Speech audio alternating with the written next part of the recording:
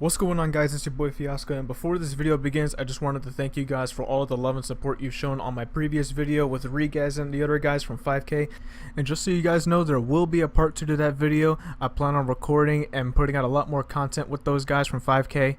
But in the meantime, I do hope you guys enjoy this video. If you're new from WRECKS channel, let me know in the comments, and I hope you guys enjoy the race.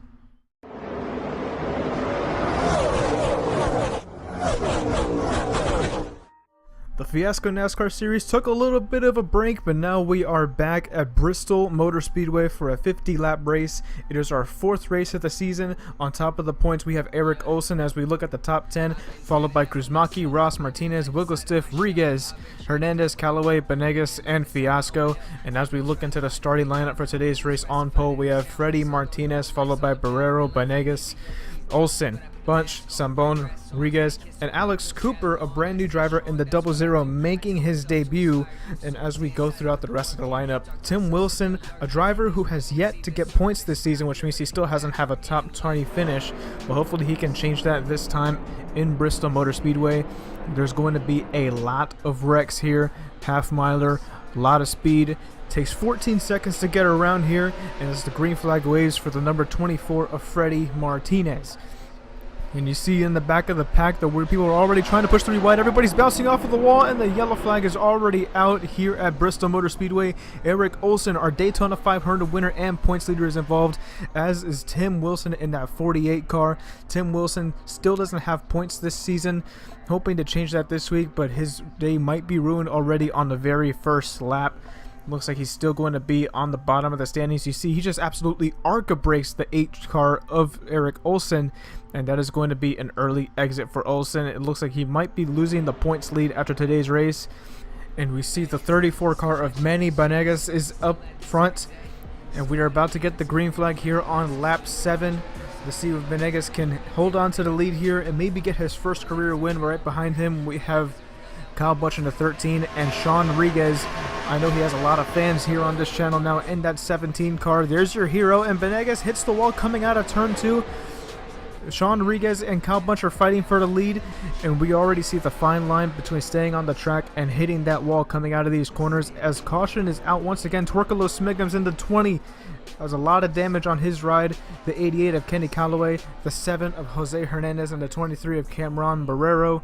We will see him and the 91 of Mike Grivna get together in the middles of turns 1 and 2, and this all hell breaks loose coming out of 2 right there. Callaway, Lopez gets a little bit of damage. Rusty Shackelford almost gets involved, and you see the 20 of Torkelo Smigums just about gets through the wreck, but afterwards he ARCA breaks the 88 after the wreck is over.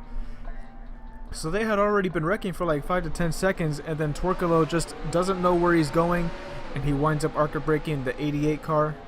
So now we are back under green on lap 14. Kyle Busch is in the lead, trying to hold off Sean Rodriguez in that 17 car, but he's not able to hold him off. The 13 hits the wall, and Sean Rodriguez is now in the lead. He leads his first lap of the race, but he hits the wall coming out of turn 2, and Freddie Martinez, the pole sitter, is going to take the lead. But we see back here chaos is ensuing.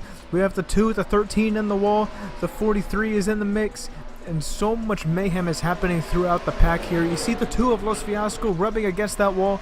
Cars are everywhere. Everybody's just trying to stay off the wall, stay off of each other. We're trying to take a wider shot, but we have to go back closer as the 33 of Mr. Bob Ross, top 3 in the points, bounces off of the wall, comes down and hits Rusty Shackelford, and then he loses control of his car. Luckily, it was just the 33 and the 1. Nobody else was involved. A rather tame caution compared to what we had earlier in the race. But now we get the green flag, lap 23 for the number 24 car. He gets a good start coming off of the line and is able to put a little bit of room between him and Sean Rodriguez and the rest of the pack.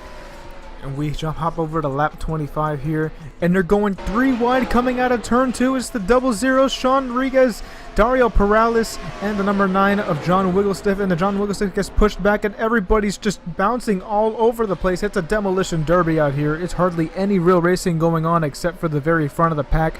Torkelo and Ross are riding the apron, just trying to keep the car on track. And it's absolute madness ensuing right now here in Bristol Motor Speedway. Lap 29, we hop up a little bit further, and then the number 7 just loses it going into turn 1. and so does the 78 of Eric Lopez. We're going to have to hop on the replay and see exactly what happened here. As the 7, the 78, and the 00 all get involved. And you see the 7 just carries too much speed into that corner and gets smashed into by Alex Cooper in the 00.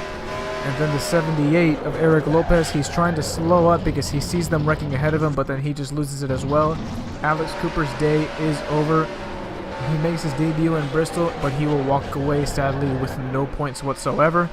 So we get back under green flag racing on lap 35 here. The 24 is still in the lead. Benegas is able to run his way back up to the front. He's trying to make a move to the front, and then he does. He is in the lead now with around 15 laps to go. And we see Rodriguez and Nieto up in the wall getting together. Nobody else gets involved. Around 14 or 15 laps to go here in Bristol Motor Speedway, and another caution comes out. We hop on the replay to see what happens. And you see just riding into the wall, Alex Nieto trying to hold that high line, but Sean Rodriguez carries too much speed into the corner and gets into the 11. He's trying to pull off a little bit of a slide job there going into turn 3, but he wasn't able to pull it off. He gets into the 11. That'll definitely hurt his point standing. So now we are back under green flag racing on lap 43. 8 laps remaining. Manning is trying to hold out the rest of the pack. Everybody in the middle and the back of the pack are getting into the wall because of the damage. They're not able to keep their cars off of the wall, but Manny is. He's trying to hold off the 26 of Christian Torres and the 56 of Jade Pagan. Behind them is Freddie Martinez, but Freddie hits the wall, and then the 26 of Christian Torres gets into the 34, and then he gets turned. Everybody is getting smashed into it right now. Oh my god, it's a whole ass mess, bro. I have no idea what happened. The 43 is dead. I don't even know what happened to Dario. So the 34 of Manny gets into the wall, comes down and hits the 26, and then the 26 has nowhere to go, loses control of his car. And then after this, everyone just gets collected. There's Fernando Luna, there goes Los Fiasco, Shackelford, Kruzmaki, Rodriguez, Lopez, Nieto, just everybody. Almost half of the field just gets wrecked after this stack up going into turn 3. But now we are in the final stages of this race. 48 out of 50 laps complete. If the lights go off on the pace car here, we're going to have a 1-lap shootout to the end of the race. And the lights go out, we're going to have 1 lap to decide the winner.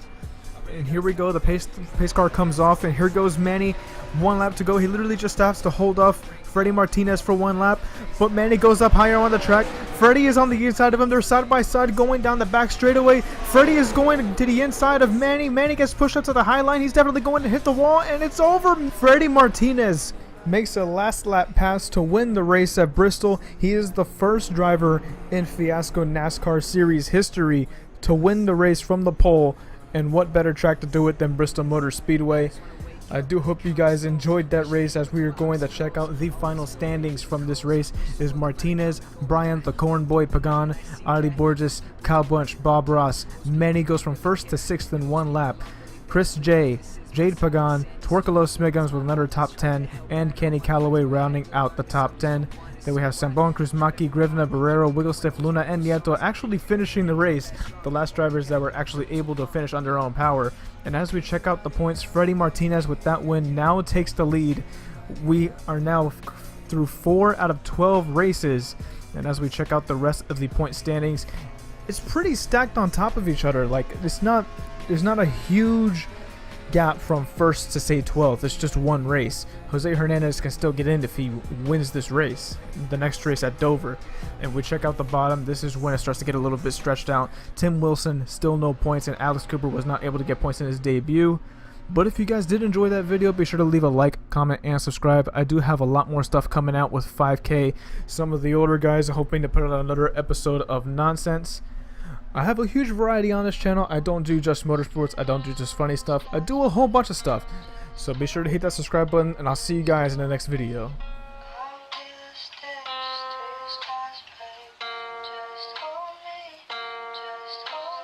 Part of me just wishes I could be a different kind of sinner. When bullets meet the opposition, man, no one's a winner. Fucking up, I swear to God that I'll change it. Give me